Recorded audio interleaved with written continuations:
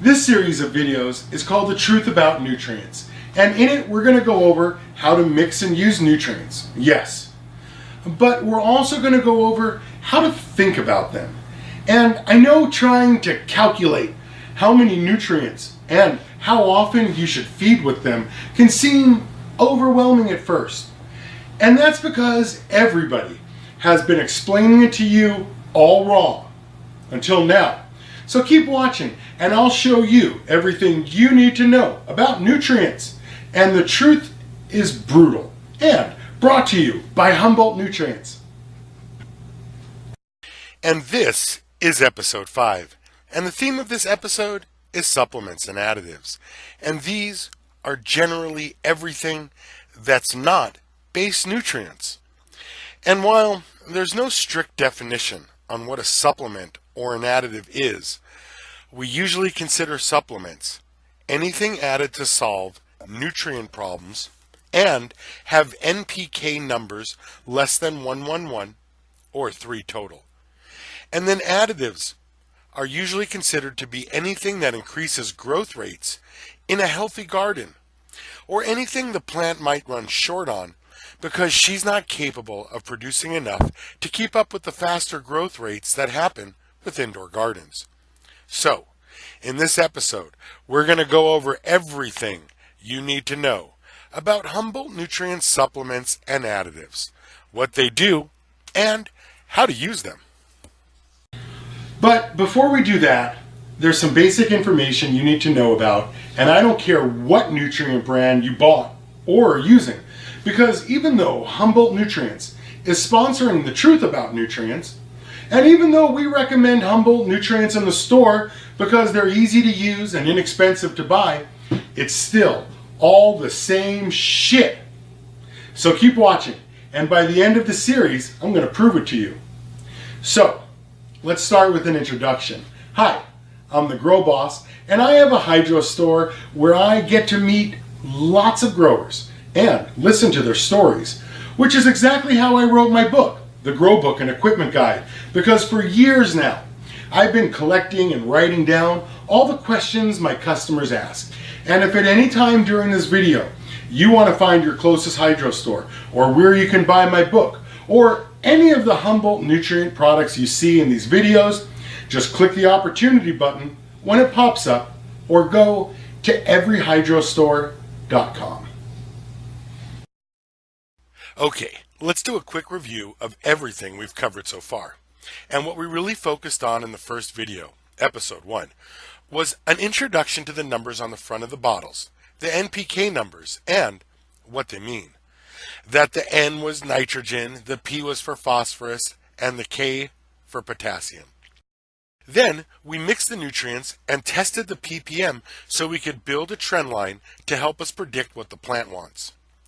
And in episode 2, we talked about how she wants more N in veg and more PK in flower, and that according to the average suggested ppms from mixing and testing all the Humboldt nutrients, she wants less nutrients when she's small and more when she's bigger, and that all these bottles are based on a 1,000-watt light in a happy, healthy garden with 10 plants vegging for 4 weeks in 1-gallon smart pots that get transplanted into 5-gallon smart pots for an 8-week flower. And if you have anything other than that, you would have to adjust the amount of nutrients you're feeding with accordingly. And in episode 3, we actually mixed all of the Humboldt Nutrient schedules so you could see exactly how it was done and exactly what the results were, so we could compare that to the baseline we created back in episode 1. Then, in episode 4, we discussed the differences between hydro and soil, because for sure, there are so many variables you are not going to be using the exact same schedules, even though the feed charts do seem really similar. And all that makes sense, right? Because this entire series is about the relationship between plant size and nutrients and how that relates to other factors, like how long your veg is, or how much light you have, or how often you water, or what system you're growing in, or how big the buckets you're growing in are, right? Which brings us to this episode, supplements and additives. And perhaps the best place for me to start is with one of those things you always hear me say, and it's this. Nutrients don't solve problems. Supplements do. And what that means is that the nutrients are only meant to get you started. That there is no way they can be perfectly right out of the bottle. And once you earn a few crops worth of experience for yourself, you'll get the feel for how and when to use them. But for now, all you need to know about supplements and additives are these three things. First, supplements solve problems. Second, additives increase growth rates in healthy plants. And third, if your plants have problems and you are adding additives instead of the supplements, all you're going to do is kill your shit faster, because additives make plants grow faster. They don't solve problems. And that's what this video is about. So let's go over all the Humboldt nutrient supplements and additives in more detail and then mix them.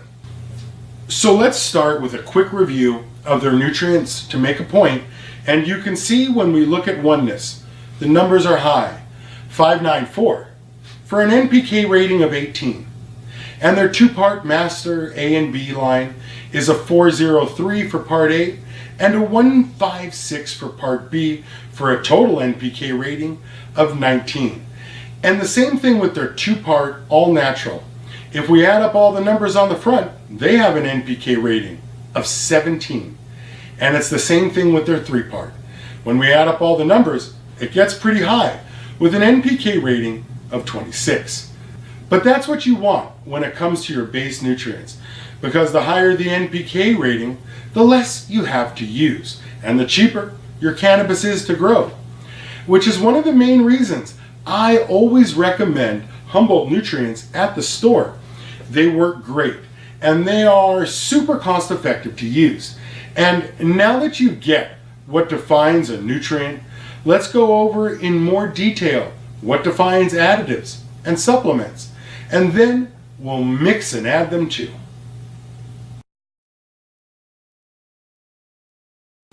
So let's start with the additive Prozyme, and it says to use 1 to 2 teaspoons or 5 to 10 mils per gallon. And when we look at the front of the label, there are no nutrient numbers, so we can be sure it's not a nutrient. And we can be sure it isn't going to change the PP much when we test it with the megameter. But that doesn't clarify supplement or additive, so we have to look at what we're actually using it for. And in this case, we're adding enzymes and catalysts, which are specifically something the plant produces to facilitate the transfer and conversion of her metabolic processes. But because of the bigger, brighter lights we use when growing indoors, she can't produce enough, and Prozyme supplements that process.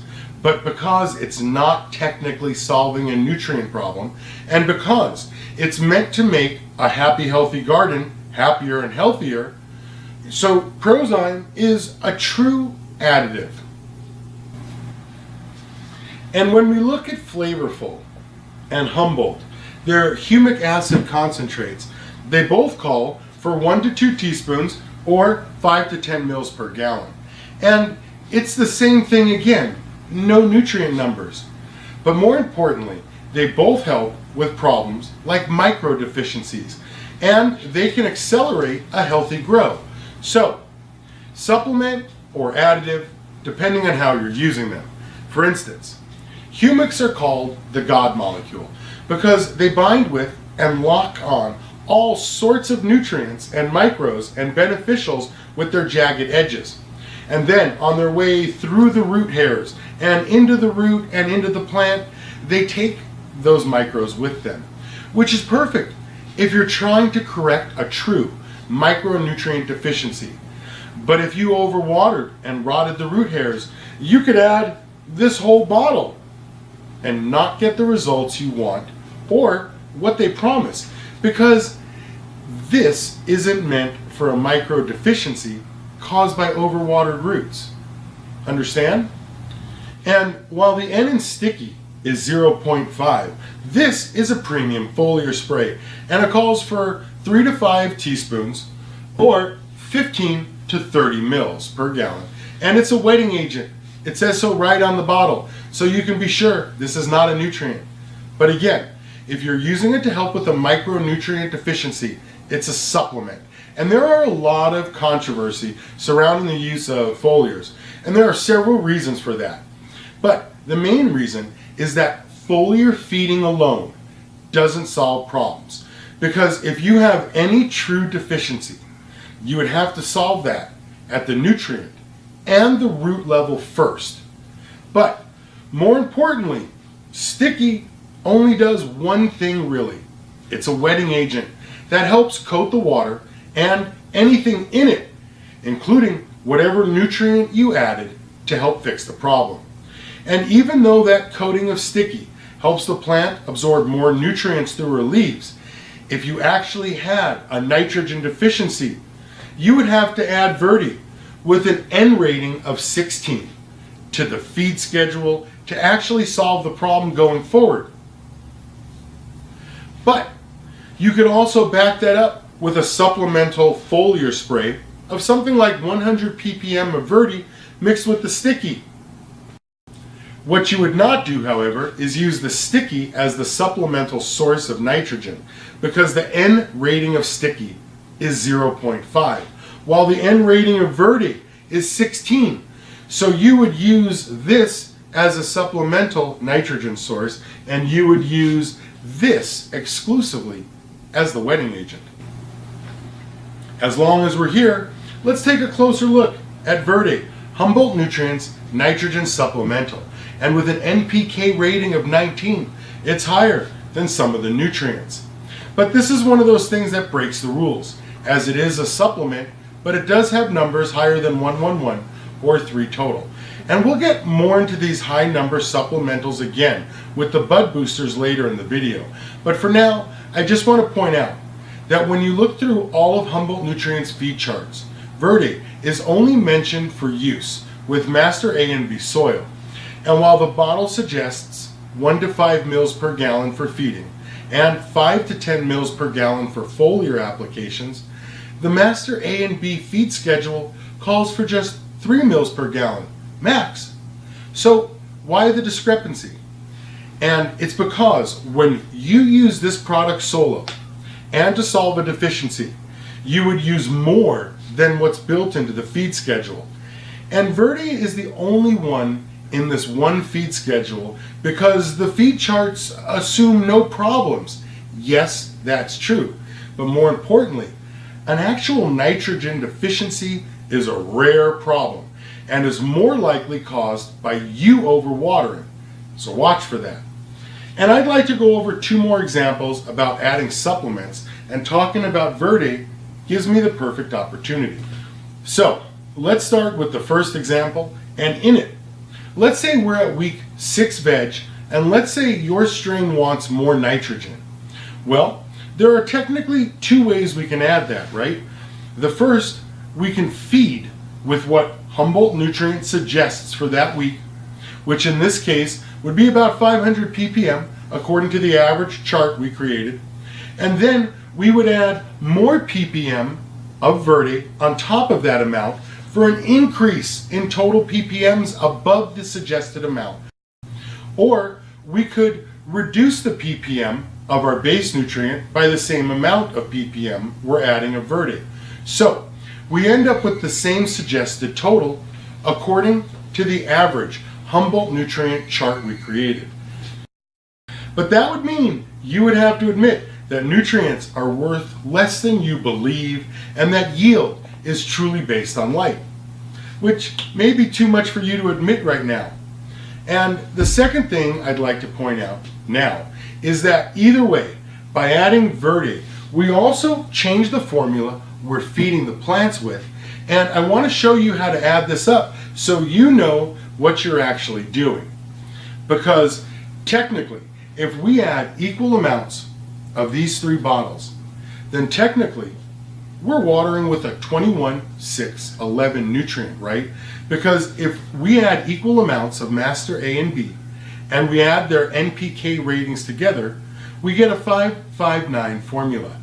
But then, when we add an equal amount of verde, which is a 16-1-2, then technically we've created a 21-6-11 formula. And it doesn't matter how much we use, as long as we use equal amounts of all three. Because if we do that, then technically the only thing that changes is the concentration and not the ratios. For instance, if we add 1 mil from each of these, we would get about 190 ppm of a 21-6-11 formula. And if we use 10 mils of each of these, we would still get a formula of 21-6-11, but the ppms would be 1900, or 10 times the amount. But the formula, or ratio between them, would stay the same, right? But then if we were to use 10 mils of each of the base nutrients, and just 5 mils of the verde, it would not be the same formula anymore. And instead, it would be Master A plus Master B plus 1/2 verde. And we would get something with an NPK rating closer to 13,510. And that's an important concept to understand, because that's the only way you're going to be able to build your own schedule or understand the schedules the manufacturers are suggesting. Because the last thing you want to do is use the wrong schedule for your garden or your friend's secret sauce. Know what I mean? Okay, that was a lot. So let's do this. Let's go over something easy to understand now, like Humboldt roots.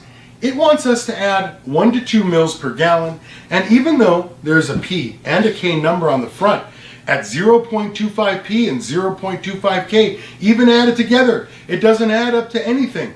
And because Humboldt roots is a hormone, and because it's meant to increase insufficient levels in the clone, or meant to increase the rate of rooting in an otherwise healthy clone, this, by the very definition, is an additive.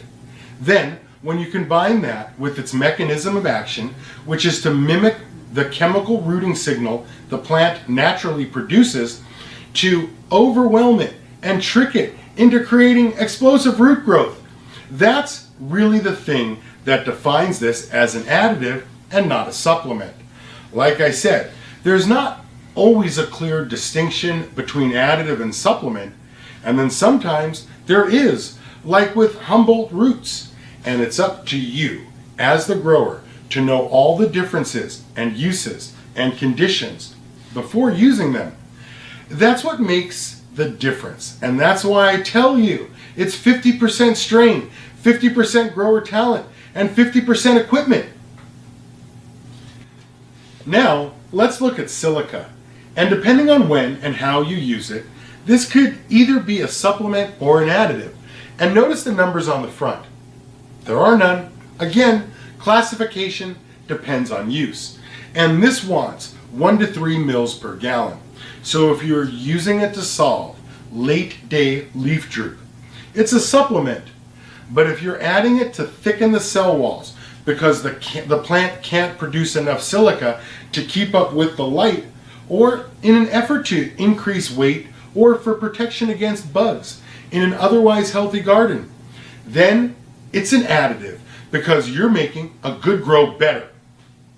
But again, if you give her silica for late day leaf droop, but her roots are rotted because you've been overwatering, no wonder you think it doesn't work. You're working off an incorrect diagnosis.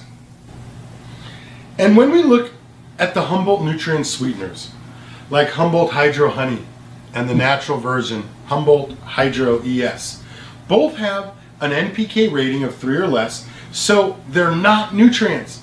And the Humboldt Honey calls for 5 to 10 mils, and the Hydro ES calls for 1 to 2 teaspoons, which is funny when you stop and think about it, because 5 to 10 mils is 1 to 2 teaspoons, right? Which is why I'm always telling you that the nutrient vendors intentionally make this shit confusing. Otherwise, they would use more consistent measuring on their bottles and feed charts, right? And I know I'm waving the Humboldt nutrient bottles at you because that's what we always recommend at the store, but it's really all the nutrient vendors, isn't it? Because yield is based on light, not nutrients. No matter how much They try to brainwash you. Anyway, both these sweeteners are additives because they do not solve problems. They only make a good grow better, because I can assure you there is no plant problem that sugar solves. And if you were advised to add an energy drink like one of these Humboldt honey sweeteners to your sick, shitty plants, what do you think is going to happen? That's right, they're going to get sicker and shittier faster, because additives don't fix problems, supplements do.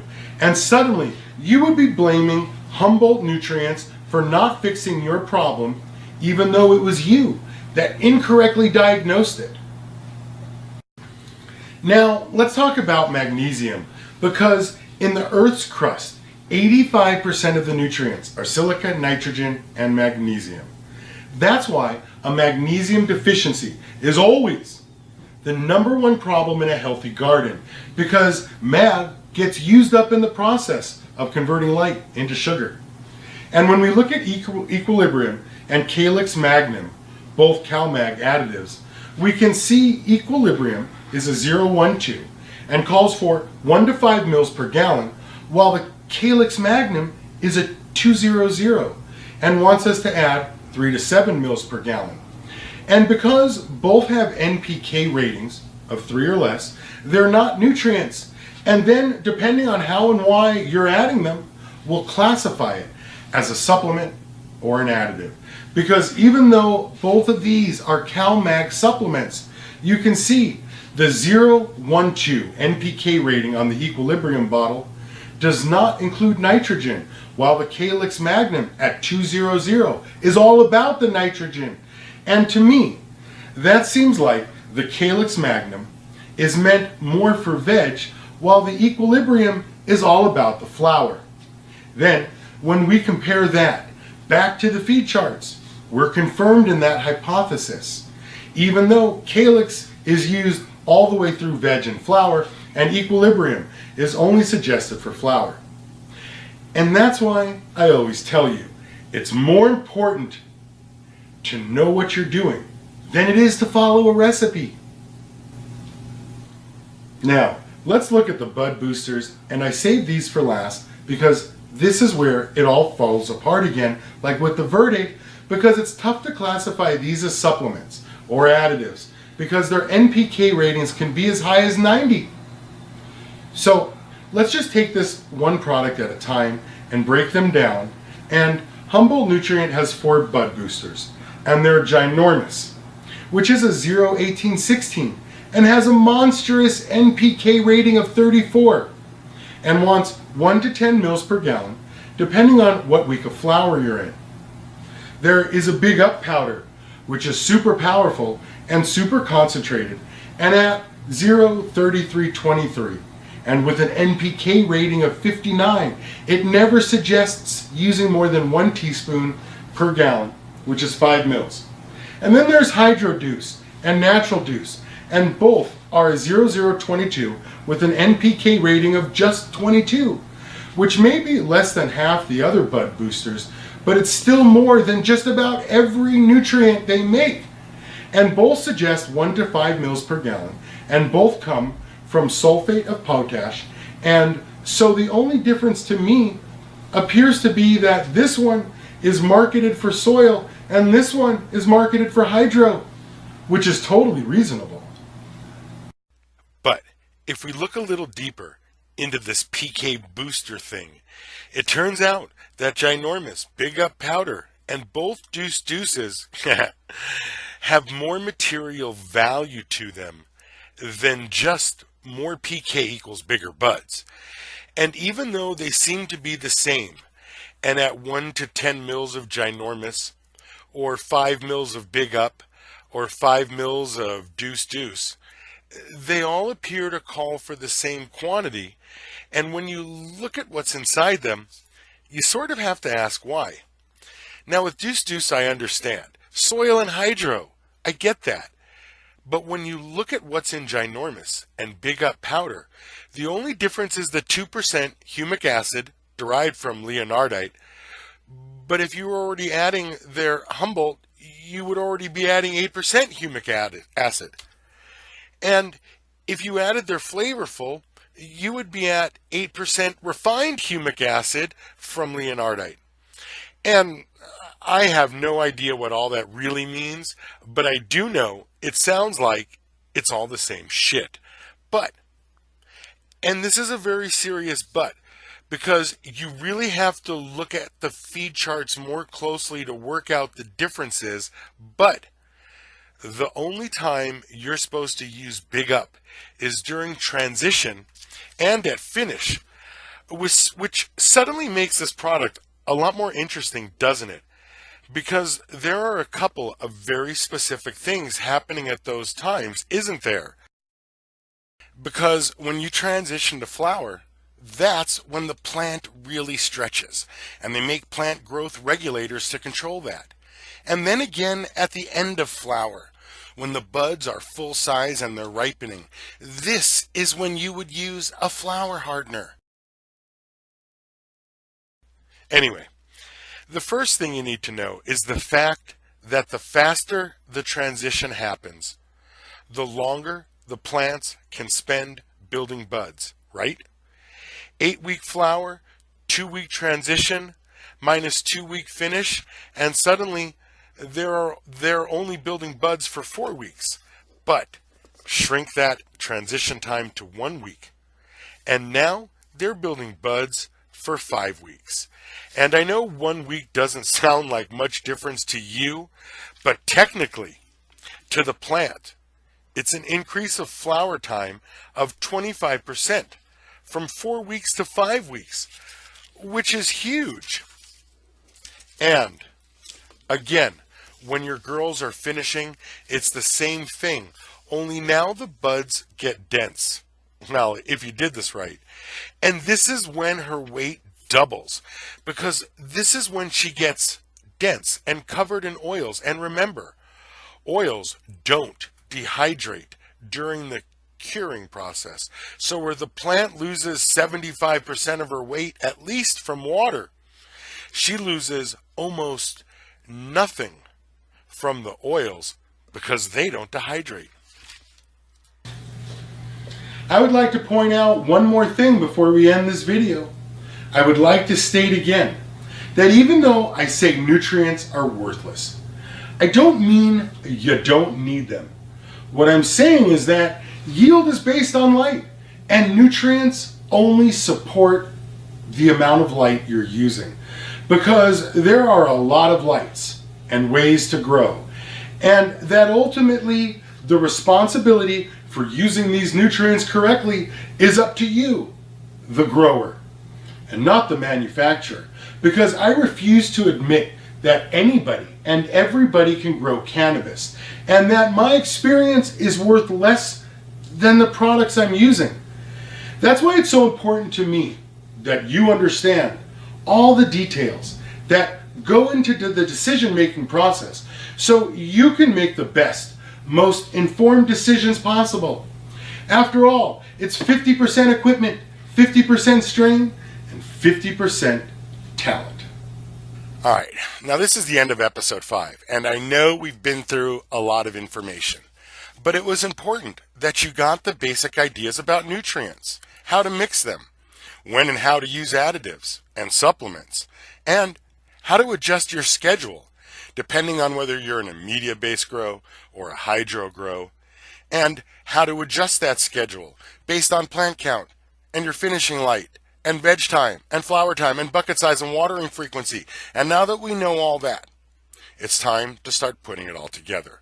So in the next and final episode, episode 6, experimentation and advanced strategies, we're going to go over exactly that. But for now, let's finish up this episode. Okay, I'm the Grow Boss, and this is The Truth About Nutrients, a series with everything you need to know about the reality of using nutrients, sponsored by Humboldt Nutrients. And if you like the video, don't forget to buy Humboldt Nutrients and subscribe to the channel. And if you have any questions between now and then, you can always schedule a consult with me by clicking on the opportunity link or going to my website. Trust me, I know how much you've spent and how much time you have invested in this. And I promise, I can fix your garden in about an hour. So call me before you quit.